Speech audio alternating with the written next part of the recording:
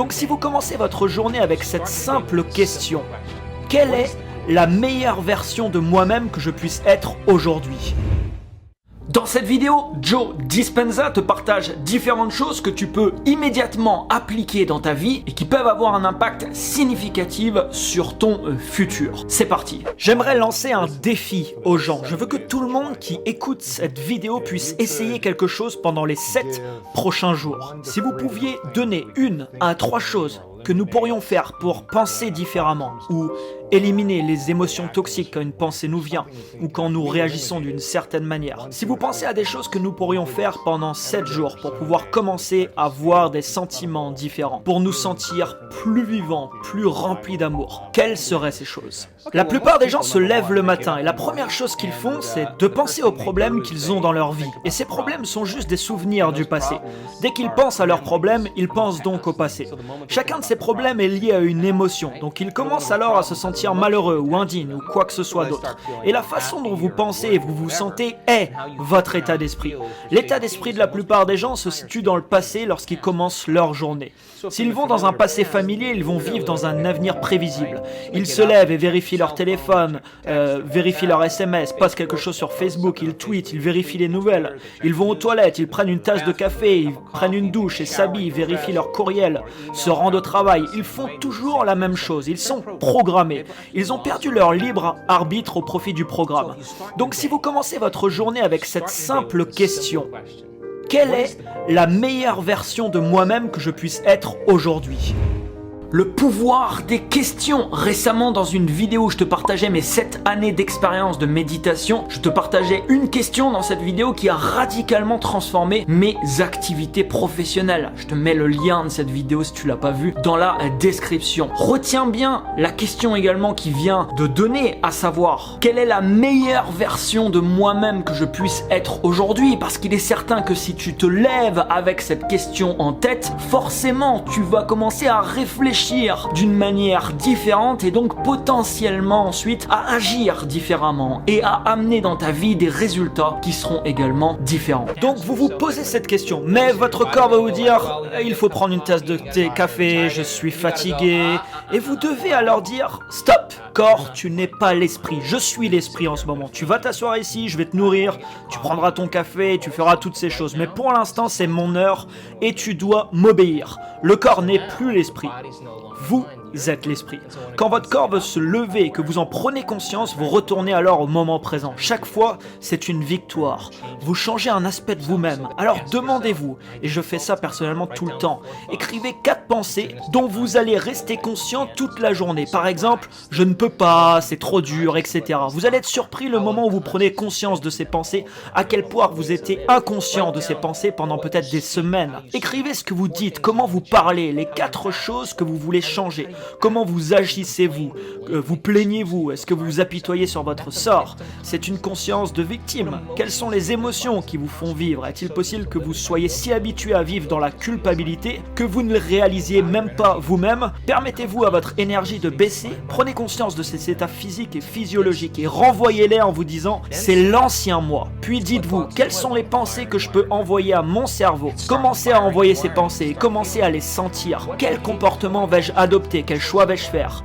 Et très important, répétez-le. Répétez continuellement ce processus. Commencez à installer ce nouvel équipement neurologique dans votre cerveau. Et si vous continuez à l'installer, cet équipement va devenir un logiciel et vous commencerez à penser et à agir de cette façon. Et voilà la partie difficile. Pensez-vous pouvoir enseigner à votre corps sur le plan émotionnel ce que sera votre avenir avant même qu'il se manifeste ? Ne vous levez pas avant de ressentir ça. Entraînez-vous à le faire pendant quelques jours.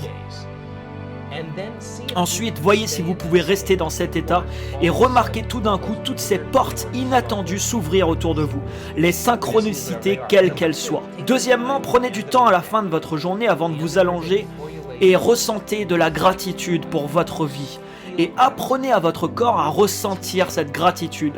La signature émotionnelle de la gratitude. La gratitude signifie que vous obtenez quelque chose. Si je vous donne quelque chose qui a de la valeur, vous me remerciez parce que vous le ressentirez. Quand vous recevrez, vous remerciez. La gratitude est l'état ultime de la réception. Les gens n'acceptent, ne croient et ne s'abandonnent qu'à des pensées égales à leur état émotionnel. Si vous êtes dans un état de gratitude, chaque pensée va descendre dans votre corps. Si vous dites « je suis en bonne santé, je suis riche », mais votre corps est programmé sur de la négativité et dit « non ». Tu ne l'es pas. Cette pensée va s'arrêter là. Quand vous élevez votre vibration, il y a 1200 réactions chimiques différentes qui se produisent dans le corps pour commencer à restaurer et réparer le corps dans un état de gratitude. Nous avons fait les recherches dans ce sens nécessaire. Juste 10 minutes et ressentez-le dans tout votre cœur. C'est tout. Troisièmement, et c'est très important, prenez le temps qu'il faut.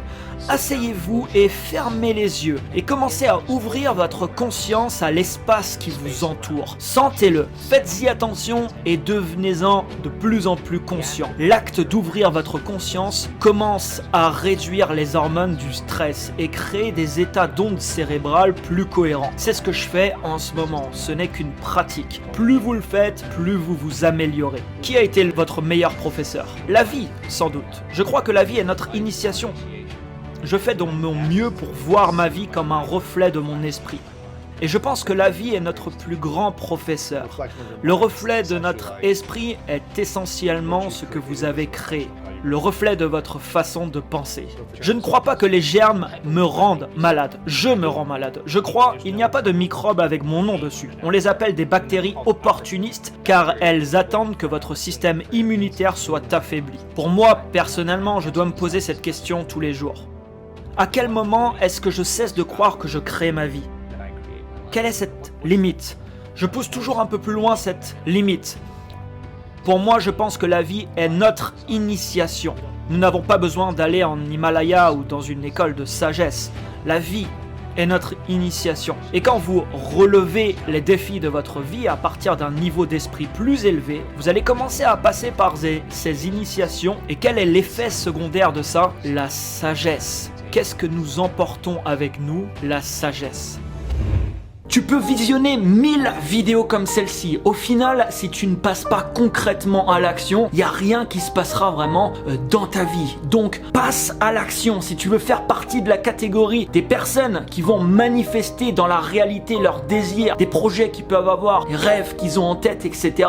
Fais partie de la catégorie de personnes qui passe à l'action et qui ne fait pas juste de consommer justement des informations intéressantes. Mets-moi un énorme pouce juste en dessous, partage cette vidéo aux personnes qui pourraient être intéressées pour la visionner et n'oublie pas de t'abonner à cette chaîne pour recevoir la suite. Je te prépare beaucoup de surprises dans les prochaines semaines. À très bientôt.